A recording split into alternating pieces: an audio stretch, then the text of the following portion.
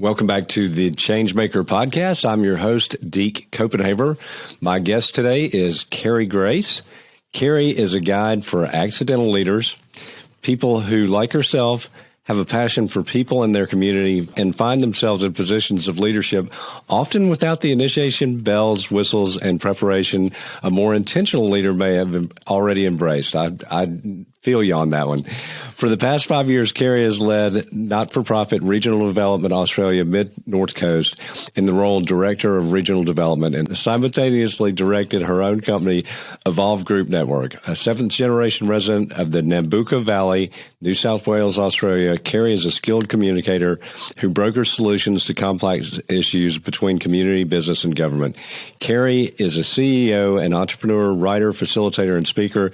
She's also writing her first book, Spiraling Up, a toolkit for accidental leaders.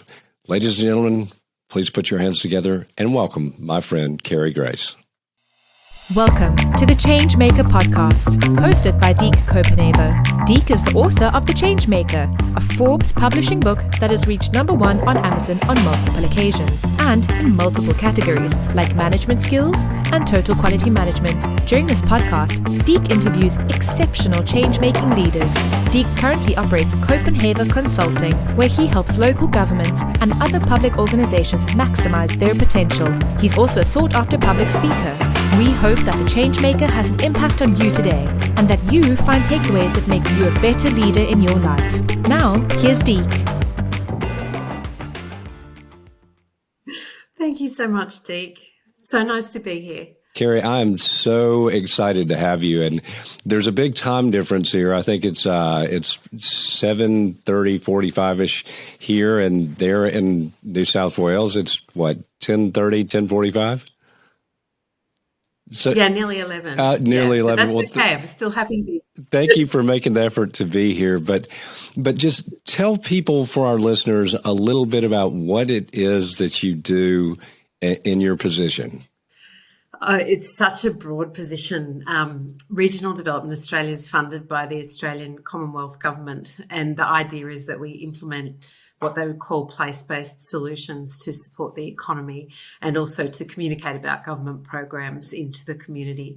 The really tricky thing about this position is that we're a not-for-profit organisation, so we sit outside of government. But there's 53 similar organisations through the country. So we all do similar things because we have a charter that our funding requires us to answer to, but then different things because we're more place-based. So my day-to-day could look anything from, at the moment, I'm organising an annual symposium with 74 speakers. I don't know how we got to 74 speakers because it used to be 20, but it's 74 now. And then we might be doing some economic analysis on a project that's happening, or bringing stakeholders together, or introducing people to each other. So the role is enormously varied, and I've really enjoyed that about it. You can almost make it into what it is that you need it to be at that time. Variety is the spice of life. but I want to talk a little bit about how we met, because it's amazing to me the connectivity that we can have across the planet these days. So I believe it was in the fall of 2019, you reached out to me and through LinkedIn and shared with me that you had discovered my book and you were sort of using it as guidance as you dealt with the bushfires in Australia, which, let me tell you, that to me blew me away. I have shared that story with so many people, but that's just amazing how interconnected the world can be these days. Oh, it sure is, Deke. And so I picked up your book and started reading it during that time of the bushfires. And my local government area was one of the first areas that started to burn. And the fires were just so significant. We hadn't seen anything like that for a really long time. And my house was okay, and I knew that my kids were okay. But the morning after it had gotten quite bad, my daughter and I left home just in search of something to do and some way that we could help. And I knew that I had my job and my title and all the rest of that, but we don't really work with community development. It's more economic development. So I was out in the community as Kerry the citizen, and I just wasn't sure what to do. And there were a lot of other people wandering around the community not being sure what to do either. So we found ourselves in a little church hall, and we just started folding clothes and listening to what we could do. But I guess it didn't really take long until I found that I could have a role that was related to my job, and we started reporting the information into government that we were seeing. And that was really well received, because not only did they not have eyes on the ground, they couldn't get there. So we were in the community. And in terms of your book, at that time, my imposter syndrome was loud and clear. Who do you think you are? This isn't your role. You shouldn't be doing this. And your book just spoke to me in a way that was it was so gentle. And I realized that I don't have to go in and start yelling at people to stand in the right place. I can just go and stand beside them, and I can help make coffees and teas, and I can get out of the way, or I can help to facilitate things if need be.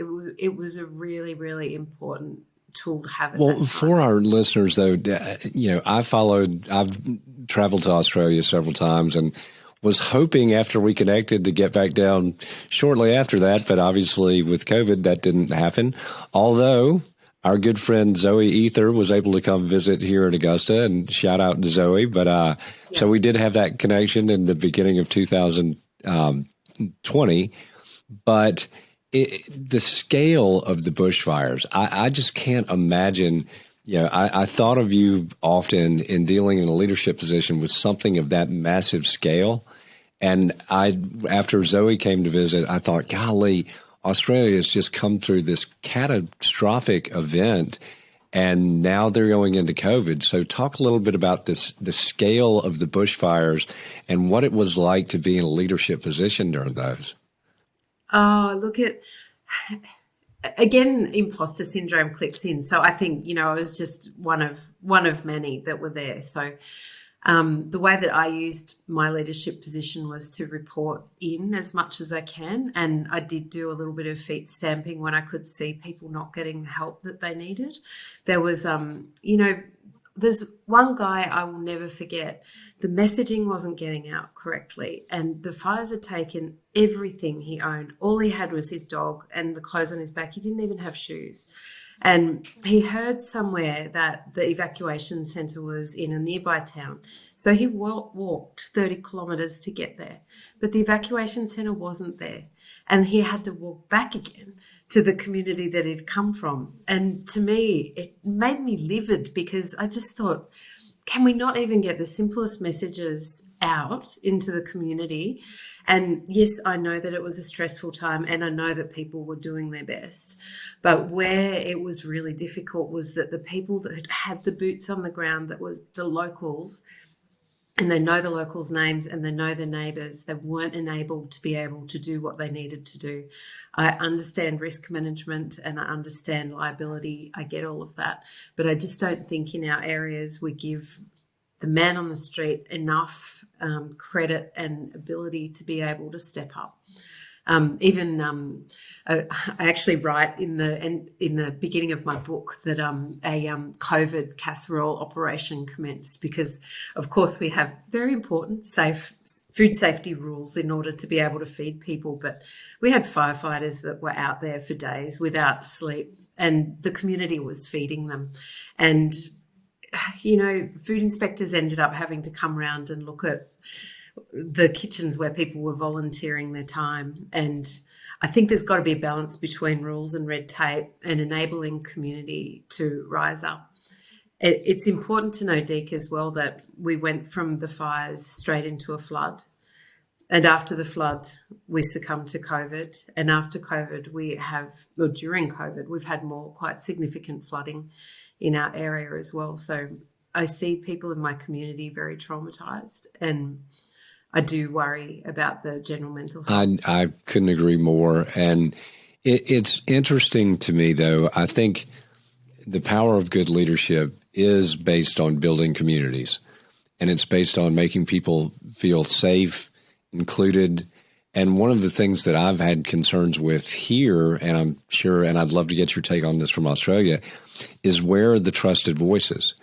Because there's so much misinformation out there, and there are people that profit off of misinformation, but it makes it more difficult when, as you say, messaging. You can't get that strong message or that correct message out there, but talk a little bit about your thoughts on having trusted voices that people can really turn to during times of crisis. I think that's absolutely an essential component, not only of crisis, but of day-to-day as well. I'm constantly gobsmacked that people find it so difficult to access the services and support that they need. And I wrote a guide some time ago now for a not-for-profit that wanted to work in one of the small communities I knew quite well. And what they wanted was, can you tell us how our staff, when they come in, can link and connect with the community so they can really know about it? And I said to them, go and sit with the hairdresser, go and buy groceries and talk to the cashier on your way through.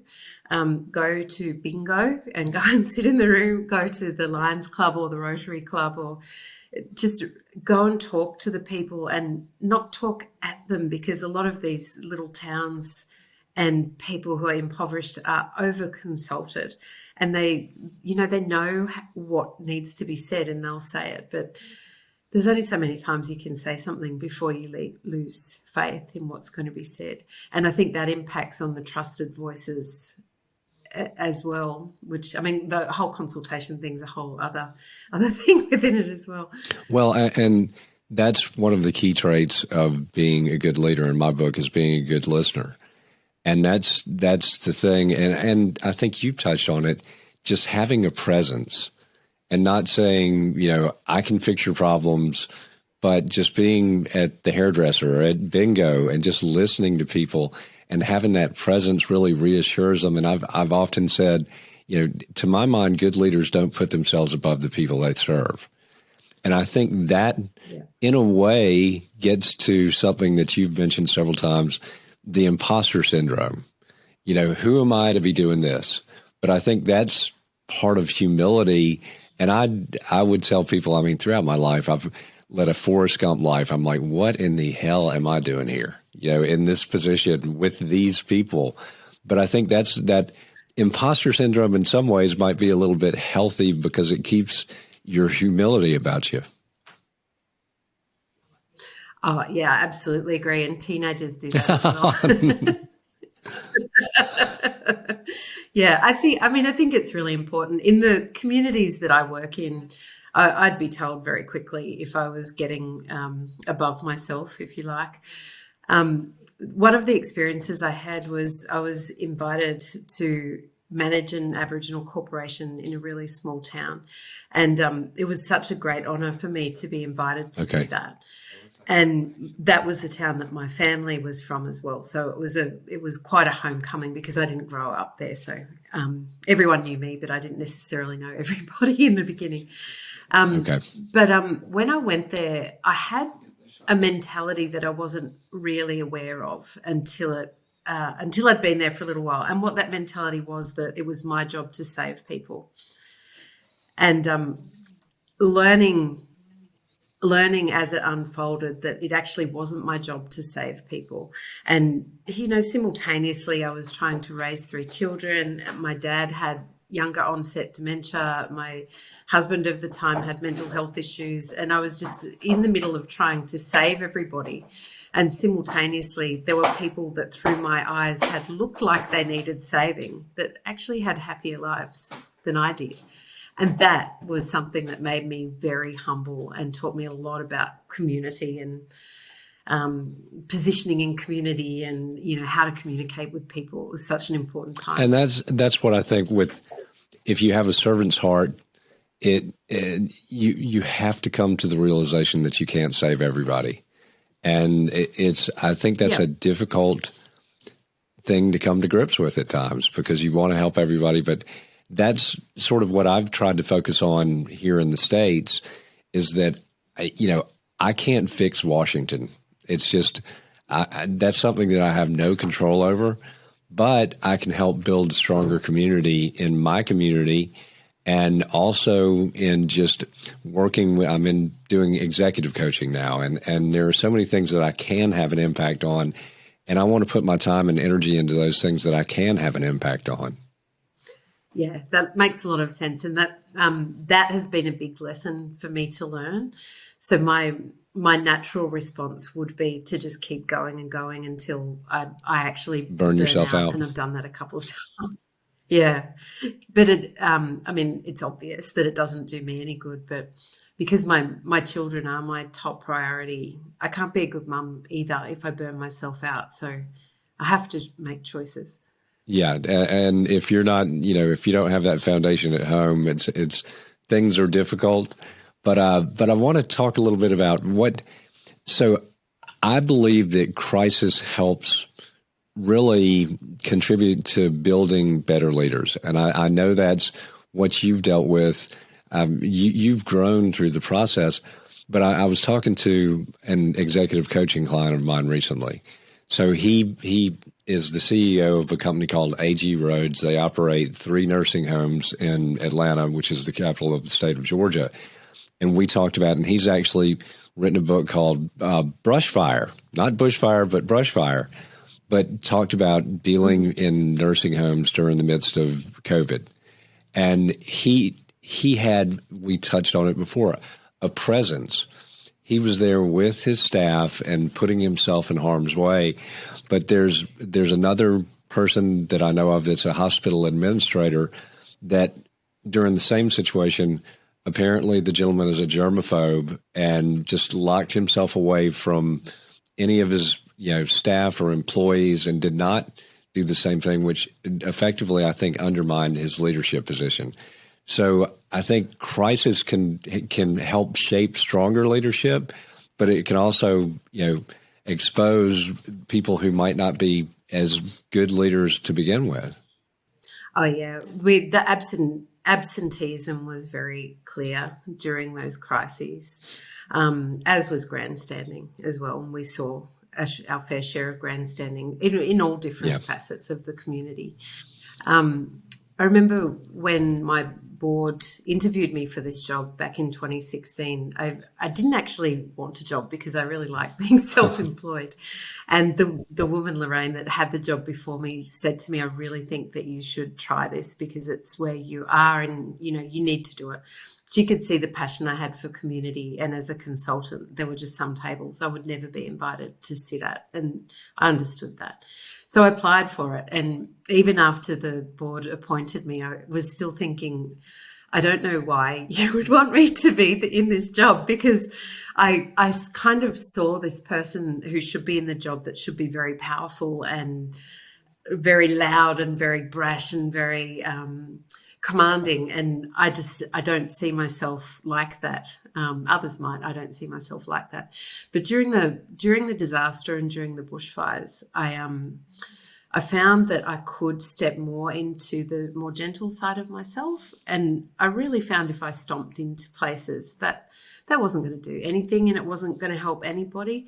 But if, some days were about laughing and playing with fool and keeping people's spirits up, and then some days were about hugging people. And the core of it, though, was just staying calm and staying gentle and showing heart and that authenticity that you speak about as well, Deke, which I think it's so important. I tell people very honestly about things like anxiety, which I do suffer from time to time, and speak really openly about it, because I figure, even if I don't believe that I'm, even if I feel like I'm an imposter, I know that people listen to what I say, and I know I have a responsibility to tell them the truth about the whole picture. And I'm touching on the imposter syndrome again. I've been so blessed.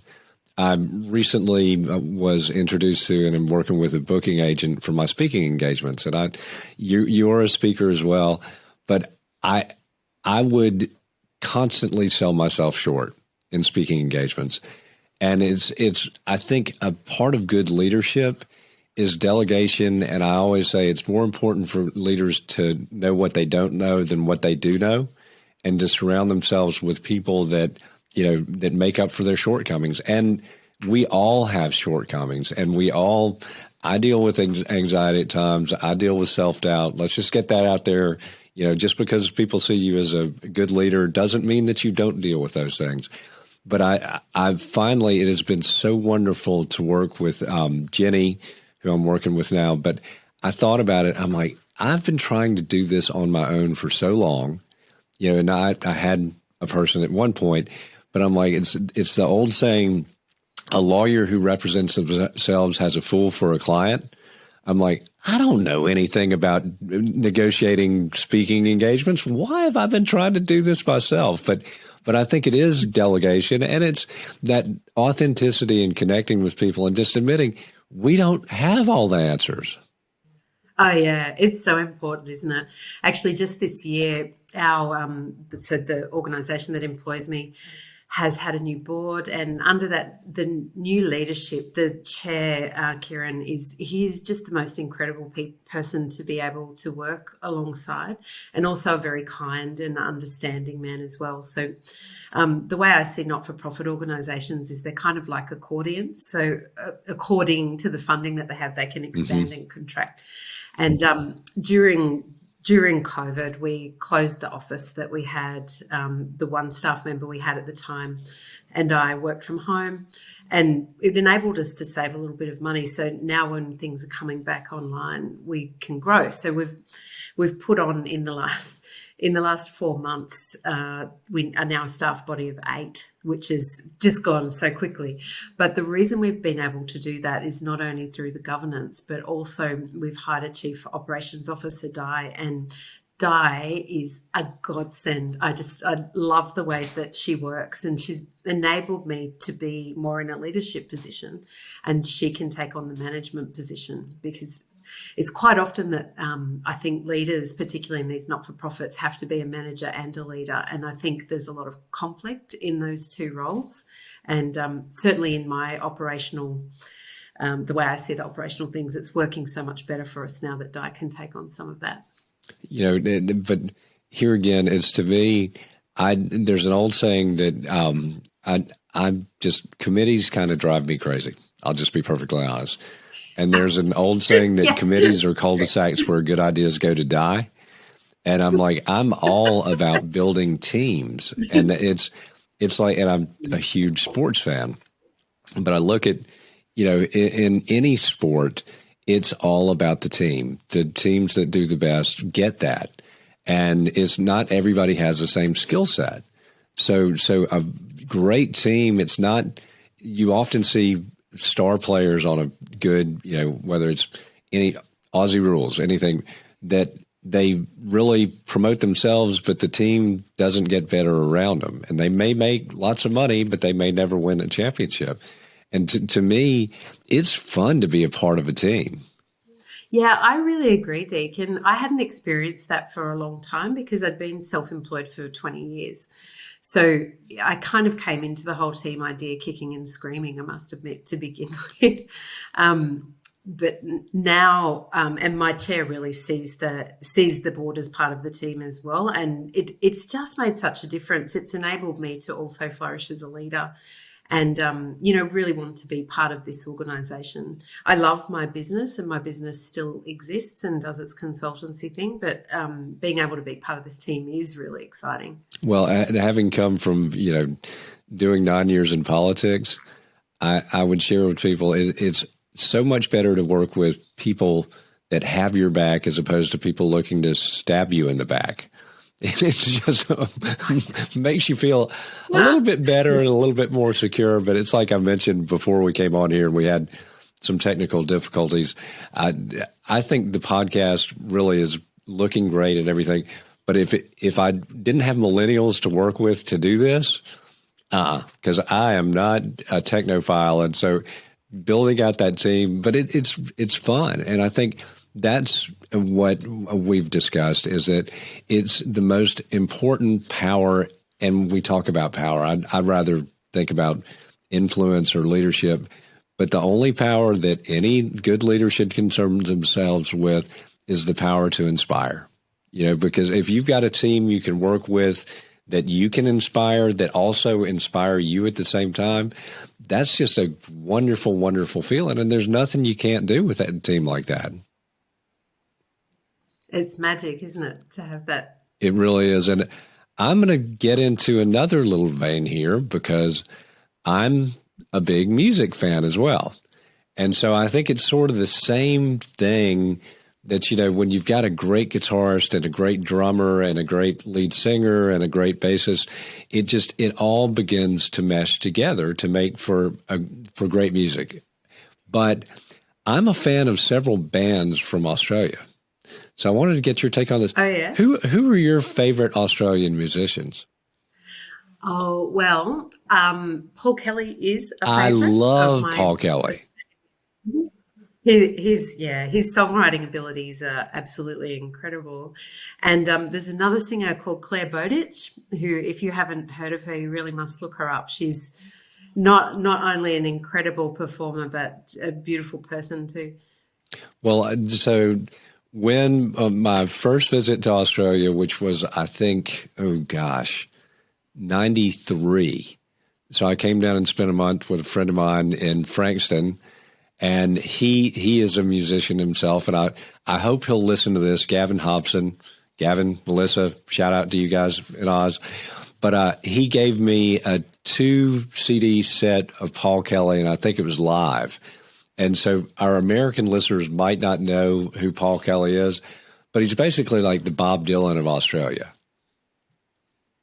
That's a nice description. I would agree with that. Okay, well, now I have to get you, because I grew up a punk rock fan and a hard rock fan.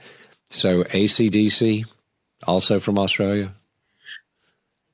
I do like AC/DC, also from Australia. You can't beat And I must say, I actually saw the Sex Pistols perform at one stage. Did you really? When they were touring. Oh, my gosh. Yes, I did. I know you watched the podcast with Dov, and you saw the Sex Pistols? I'm so jealous. This is a time I should disclose, Deke. I used to play bass guitar. Did you bands. really? Yes, I did. What was the name of the band?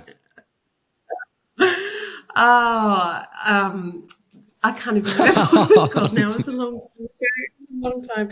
But do you know, I didn't, when I had, so my first business experience was actually promoting bands, and I was promoting via just having jam nights and that kind of stuff, which started out because my band wanted to have a gig, and understanding the law of numbers, I realised that if I put some other bands on and they brought their friends as well, would probably make some more money. And then I just kept doing that. And it was we had great fun. I used to run the jam night in the middle of Sydney every Thursday, and we had such a good time doing it and met some great friends doing it. But once I had kids, and, you know, some people, I might cynically use the word grew up or whatever it is, I gave up music and I stopped doing it. But 2 years ago, I had a particularly bad experience of anxiety, and I thought, I just have to find music again. So there's a beautiful woman in my community who's a performer. Her name's Alicia, and she's a singing teacher as well. And I phoned her and I said, I know you usually teach kids, but would you teach me how to sing too? So Alicia started not only teaching me how to sing, but reminding me how to breathe, and also teaching me more about projecting my voice. So as a speaker, I wouldn't lose my voice on the stage. And we do that once or twice a week now. We have singing lessons, and I can tell how much better I feel with music in my body. It makes such a big difference to my mental health as well as my well-being. That is awesome. I didn't know you were a rocker. but well, I'm sure we can have a jam when we eventually meet. Yes, you got to see the Sex Pistols. I am so jealous. I did get to see Nirvana and mosh at a Nirvana show. Oh, wow. So that's my, awesome. Maybe not the Sex Pistols, but it was really, really good. But I'm loving this conversation, though, Kerry, because I think this is so important to stress to people, because I think so many people think, well, I can never handle a leadership position because I deal with, self-doubt and anxiety. But I think opening up, I hope this will impact some people that maybe considering stepping into a leadership position, that it's okay to have anxiety. It's okay to have self-doubt. And I personally think anybody in a leadership position that tells you that they never go through any anxiety or self-doubt is lying, because every good leader that I've spoken to is willing to admit that. And it's leaders are just average, everyday people who are willing to, challenge the status quo and willing to go against the grain, in my book. Oh, and that's what I've learned so much from reading your book and listening to the podcasts as well, Deke. I think it's so important. So I'm also a single mum, and I've been raising my kids by myself for the last 5 years. And, there's a lot of community speak that might say, well, why aren't you home looking after your children? And what my logic around that is, I have great support from my mum, who was also a leader in she worked in club management. So that was what she did. So I saw women working in leadership positions. So I get that that's what can be done. I remember when I split with my husband, I'd only started in this job I was about 6 weeks. And I thought, well, am I going to quit and do some consulting, stay at home, do whatever I can, or am I going to forge on? And do you know, my office used to be 100 kilometres away from where I live. And I used to cry that 100 kilometres on the way to work for weeks and weeks. And then I'd get to work and I'd, put on my makeup and I'd be, hello, I'm a leader. And then I'd get back in the car and I could fall to pieces again. But it didn't matter, because that's how I processed what I needed to process. And my kids are all the stronger for having seen me keep it together. And my daughters can see, you can do anything, you can do whatever you want. And my son's actually just got his first job as a cadet civil engineer, which I'm so proud of.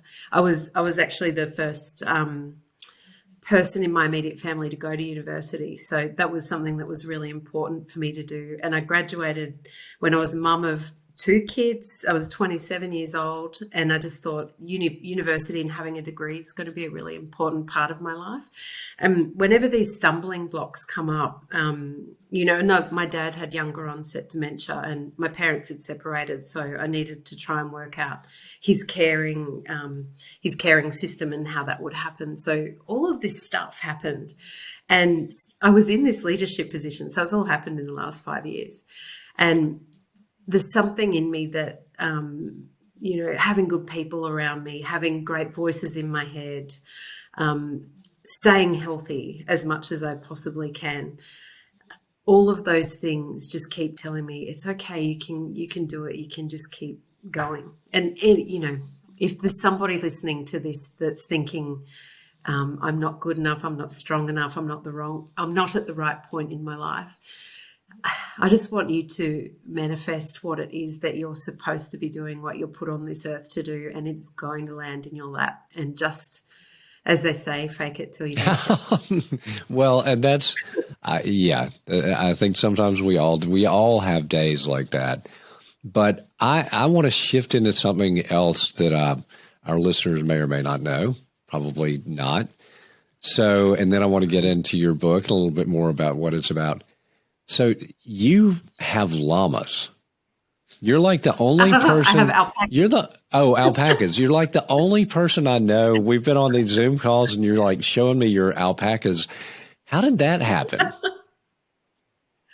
Oh, well, I just had a dream that I had alpacas and I just needed them. So I found them on, I don't know if you have Gumtree.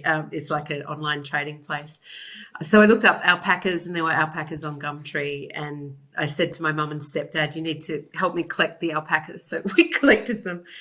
And they're honestly, Deke, they're the most entertaining, gorgeous creatures that I ever have come across. And I live on 5 acres as well. So they're great lawnmowers. They never, ever, ever stop eating. But our alpacas are community building alpacas as well. One of my neighbours loved them so much that he cut a gate in his fence so they could go and eat his lawn as well.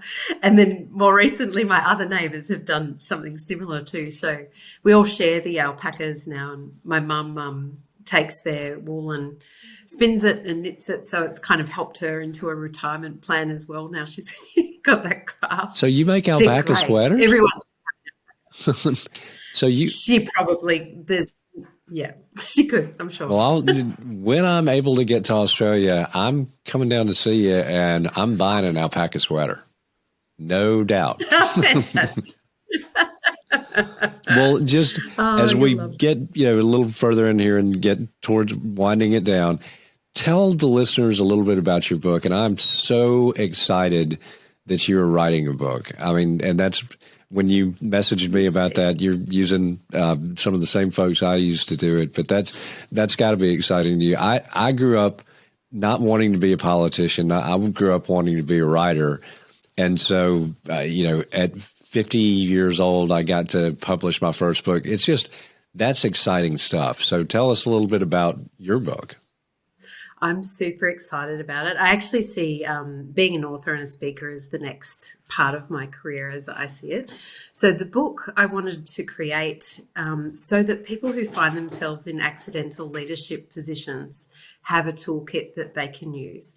There's so many things that I think with a little bit of thought before it happens, it would be easier, like how to have the difficult conversations that you need to have, or how to identify the community resources that exist so you know where to find them, how to handle the various levels of government and communicate between government and community without making anybody the bad guy, because I don't think that's what needs to happen. But it can happen in crisis when people are stressed and all the rest of it. And the way I see it, the book's designed not only for crises, but it's the the day-to-day issues that we have in our communities, and to better teach community members and government as well to communicate with each other so they can actually hear what's being said. One of the little towns that I worked in, there was a comment that came from community once, and the man said, "We've had so many pilots here, as in pilot programs, we should just set up an airport." Yeah, exactly. Yeah. And I believe that if we better equip community to be able to articulate what it is that they really need so that they can build on what's happened, and then better enable people who work in government to be able to not only listen, but to be able to fashion policies and programs and, assess grant applications so they can enable those things to happen, we're going to have healthier, happier, stronger communities. And that's what the book's designed for. And that's, I tell people my book is not a self-help book. It's just really using life lessons learned to hopefully help others. And every platform I have, I work on building stronger communities. And I don't, I don't want to be negative about politics, but I don't think real politics is going to come through, real change is going to come through politics, because politics, let's just face it, are divisive by nature. But we can, at the community level, start to build stronger communities, one community at a time. And that's what you're committed to doing. And that's what inspires me about you. Thank you, Deke. And I am very committed to doing that. I think in the long run, it's not about me necessarily being the leader, if you like. It's about me empowering as many of these accidental leaders as I can so that they can also lead and then teach their children and their communities how to do that as well. The people that I've met in these communities and the heart that they bring to every single thing that they do that's what keeps me going. I find that so inspiring. I do too. And I know it's late night in Australia, but Kerry, I want to tell you, it has been an absolute pleasure having you today. Thank you for taking the time to be with me and with our listeners. You simply rock. And I say that, I thought you rocked before I realized you played bass guitar and sang and saw the Sex Pistols, but you do rock. I've enjoyed every minute of it, Deke. I'll look forward to when we can have a jam session in real life. Absolutely. I can sing a little Nirvana. Well, we'll save that for late night when I come to Australia. That sounds like a good plan. Well, Kerry, thank you for being here. Ladies and gentlemen, drop in the mic, and we are out.